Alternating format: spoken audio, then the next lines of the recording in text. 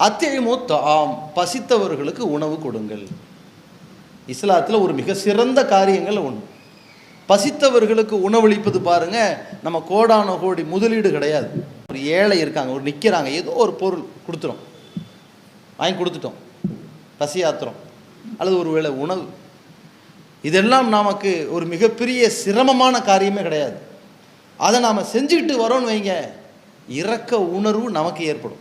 நாம் அடுத்தவர்கள்ட்ட கருணையோடு நடந்தால் அல்லாஹ் நமக்கு கருணையோடு இருப்பான். இப்போ நாம் பசித்தவர்களுக்கு உணவளிக்கிறோம், இரக்க உணர்வோடு நடந்துக்கிறோம். அல்லாஹ் என்ன பார்ப்பான்? உனக்கே இவ்வளவு இரக்க குணம் இருந்தால் உன்னை மன்னிப்பதில், உன்னை சொர்க்கத்தில் அனுப்புவதில், உனக்கு மறுமையில் நல்லதொரு வாழ்க்கையை கொடுப்பதில் எனக்கு எவ்வளோ இரக்கம் இருக்கும், சொர்க்கத்துக்கு போகும்போது அல்லாஹ். இதெல்லாம் அல்லாஹ்விடத்தில் நாம் மிகப்பெரிய விருப்பத்தை, திருப்தியை பெறுவதற்கான வாய்ப்பு.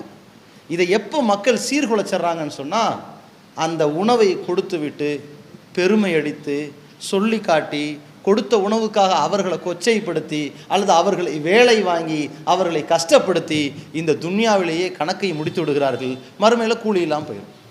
மன தூய்மையோடு அதை செய்வார்களே ஆனால் சேர்ந்துடும்.